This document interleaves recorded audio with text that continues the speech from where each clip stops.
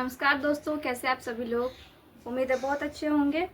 तो चलिए आज का अपना क्लास स्टार्ट करते हैं। हम लोग पढ़ रहे थे क्लास 9 का ज्योग्राफी, जिसमें कि हम लोगों ने क्लास में आगे पढ़ा था 1 2 3 4 लगभग 5 चैप्टर तक हम लोग 4 तक कंप्लीट कर लिए थे और हम लोग 5 चैप्टर पढ़ रहे थे, जो कि 5 नंबर चैप्टर है। ये देख सकते हैं हम लोग, ये एनसीईआरटी की बुक पढ़ रहे हैं। 5 नंबर चैप्टर प्राकृतिक वनस्पति तथा वन्य प्राणी, इसके बारे में हम लोग कुछ बातें कर चुके हैं और आगे अब इस क्लास में उससे आगे हम लोग बढ़ेंगे, जो कि चैप्टर हम लोग स्टार्ट कर चुके हैं। इसमें कुछ चीज़ हम लोग जान चुके हैं कि कितने तरह के पेड़ पौधे होते हैं, जानवर होते हैं और अन्य चीज़ों के बारे में हम लोगों ने पढ़ रखा है। तो आज का हमारा टॉपिक स्टार्ट होता है वनस्पति के प्रकार के बारे में। तो यहाँ से आज हम इसकी शुरुआत करेंगे कि वनस्पति के कितने प्रकार होते हैं, वनस्पति के कौन कौन से प्रकार होते हैं, वह कहाँ कहाँ पाए जाते हैं। तो स्टार्ट करते हैं बिना किसी देर किए अपने क्लास को। तो वनस्पति के प्रकार, इसके 5 टाइप होते हैं। कौन कौन से उसको देखेंगे। तो उसके टाइप होते हैं, पहला होता है उष्णकटिबंधीय सदाबहार वन, जो कि आप लोग देख सकते हैं, उष्णकटिबंधीय सदाबहार वन। दूसरा होता है उष्णकटिबंधीय पर्णपाती वन। तीसरा कटीले वन तथा झाड़ियाँ। चौथा होता है पर्वतीय वन और 5वां होता है मैंग्रोव वन। इसको हम लोग मैप में भी देख सकते हैं कि हम लोग ये पर्वतीय वन ऊपरी भाग है, फिर सदाबहार वन इस तरफ पाया जाता है पूर्व में, और कटीले वन कुछ दक्षिण में पाए जाते हैं, कुछ इस तरफ, और बीच में पर्णपाती वन, जो कि बहुत बड़ा क्षेत्र ये लिए हुए पर्णपाती वन जो होते हैं बहुत बड़े क्षेत्र में पाए जाते हैं। अब एक एक करके सारे को हम डिटेल में पढ़ेंगे। तो पहला है उष्णकटिबंधीय सदाबहार वन। इसके बारे में देखते हैं ये कहाँ कहाँ पाया जाता है और इसमें कौन कौन से पेड़ आते हैं। ज़्यादातर इम्पोर्टेंट वही होता है कि पेड़ों के नाम आपसे पूछा जाएगा कि कुछ पेड़ों के नाम दे दिए जाते हैं और पूछा जाता है कि ये किस प्रकार के पेड़ हैं और ये या तो ये कहाँ पाए जाते हैं। इस तरह के क्वेश्चन अक्सर पूछे जाते हैं। तो पहला है उष्णकटिबंधीय सदाबहार वन, जो कि असम, लक्षद्वीप, अंडमान निकोबार के क्षेत्र में पाए जाते हैं।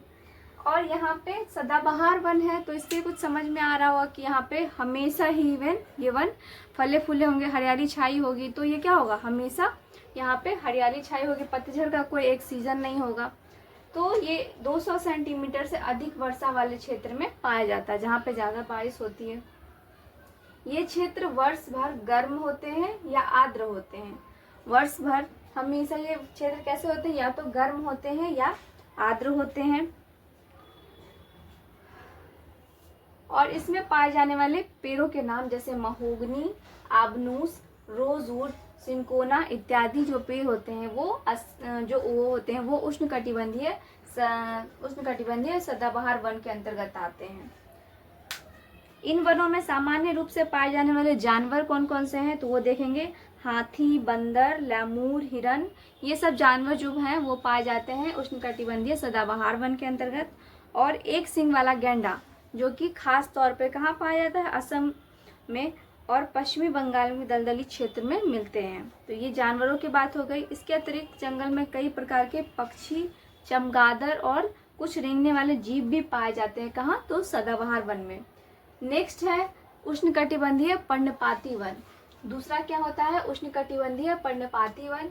ये सबसे बड़ा क्षेत्र लिए हुए, जैसा कि मैप में आप देख सकते हैं, सबसे बड़ा क्षेत्र में कौन पाए जाते हैं, उष्णकटिबंधीय पर्णपाती वन पाए जाते हैं। ये जहाँ 70 से लेकर 200 सेंटीमीटर तक बारिश होती है वहाँ पाए जाते हैं, यानी हिमालय के गिरिपद, झारखंड, छत्तीसगढ़, पश्चिमी घाट में, ये सब जगहों में मुख्यतः पाए जाते हैं। और भी बाकी हैं लेकिन ये मुख्यतः इन जगहों में पाए जाते हैं। जल की उपलब्धि के आधार पर इन वनों को आर्द्र तथा शुष्क पर्णपाती वनों में विभाजित किया गया है। इसको भी 2 भागों में बांट दिया गया है, एक तो आर्द्र और एक शुष्क पर्णपाती। इनमें से आर्द्र या नम पर्णपाती वन उन क्षेत्रों में पाए जाते हैं जहां 100 से 200 सेंटीमीटर तक वर्षा होती है, यानी कि ये भी 2 भागों में बांटा गया है। पर्णपाती वन को भी 2 भागों में बांट दिया गया, एक तो आर्द्र, एक शुष्क। इनको भी 2 भागों में बांट दिया गया है अब जल की उपलब्धता के आधार पर। तो ये जो ऐसे वन जो देश के पूर्वी भागों, उत्तर पूर्वी राज्यों, हिमालय के गिरिपद प्रदेशों, झारखंड, पश्चिमी उड़ीसा, छत्तीसगढ़ वाले भाग में पाए जाते हैं। सागौन इन वनों के प्रमुख प्रजाति है। सागौन जो है इन वनों का प्रमुख प्रजाति है। इन वनों में अगर प्रमुखता पूछा जाएगा तो यही है सागौन। सागौन जो है मुख्य प्रजाति है। आगे है बांस, शीशम, चंदन, ये सब भी व्यापारिक महत्व रखने वाली प्रजातियां हैं। शुष्क पर्णपाती वन उन क्षेत्रों में पाए जाते हैं जहां वर्षा 70 से 100 सेंटीमीटर के बीच होती है।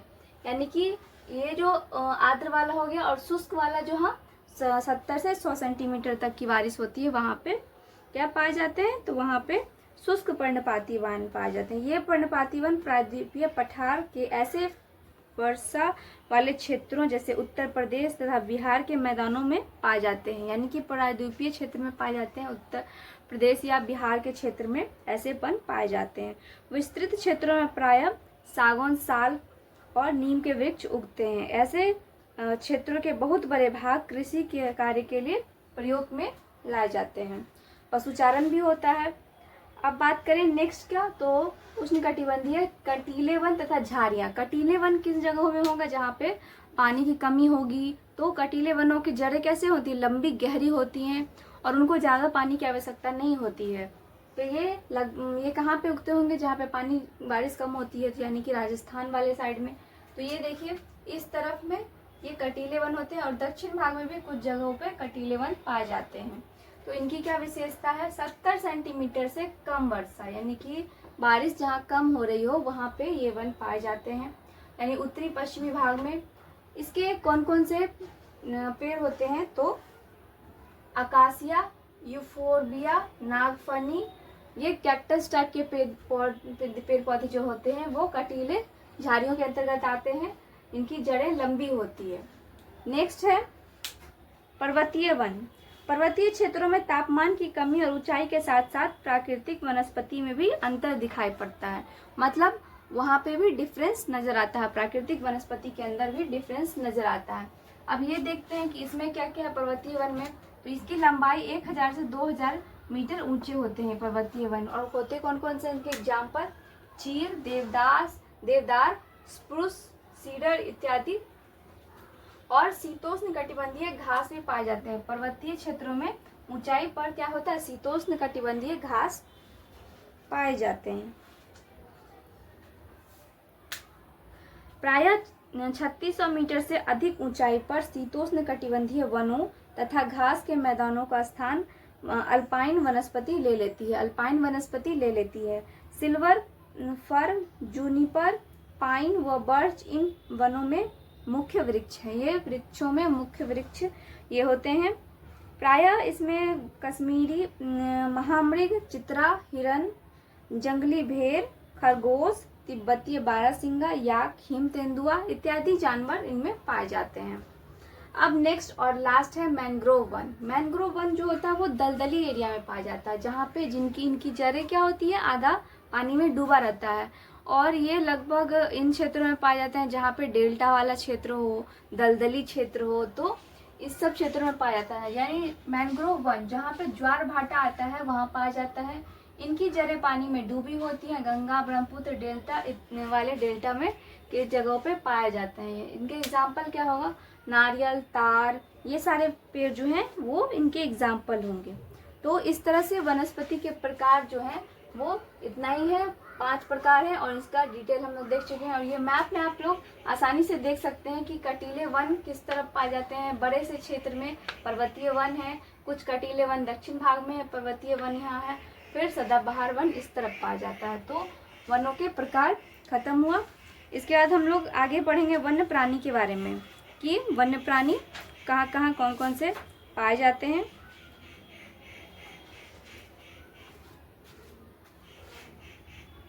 तो अब बात करेंगे वन्य प्राणी के बारे में।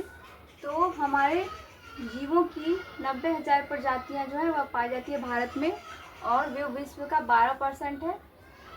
वो विश्व का 12% है। स्तनधारी जानवर में हाथी सबसे बड़ा है। कच्छ के रन की बात करें तो थार, मरुस्थल में जंगली गधे और ऊँट रहते हैं। भारत जीव सुरक्षा अधिनियम जो 1972 में ये लागू हुआ। भारत एक ऐसा देश है मात्र जहाँ पे शेर और बाघ दोनों पाए जाते हैं। और ये हम लोग मैप पे देख सकते हैं कि कुछ नेशनल पार्क है जो इस तरह से सिंबल बनाए गए हैं, वो नेशनल पार्क है।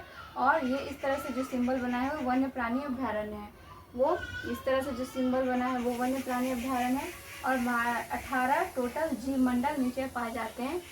तो इस तरह से ये चैप्टर एंड होता है। और इसके साथ ही हम लोग नेक्स्ट चैप्टर अगले वीडियो में आपके सामने लेके आएंगे। तब तक के आगे हमारा नेक्स्ट चैप्टर है जनसंख्या के बारे में। तो अगले सेशन में हम लोग जनसंख्या के बारे में पढ़ेंगे। तब तक वीडियो में बने रहिए, चैनल को सब्सक्राइब करिए ताकि ये आपका जो भी क्लासेज है जल्द से जल्द आपके पास पहुँचे जैसे ही। तो ये हम लोग आगे बढ़ेंगे इसके साथ ही। तो चैनल को सब्सक्राइब करिए, ज़्यादा से ज़्यादा शेयर करिए। Thank you.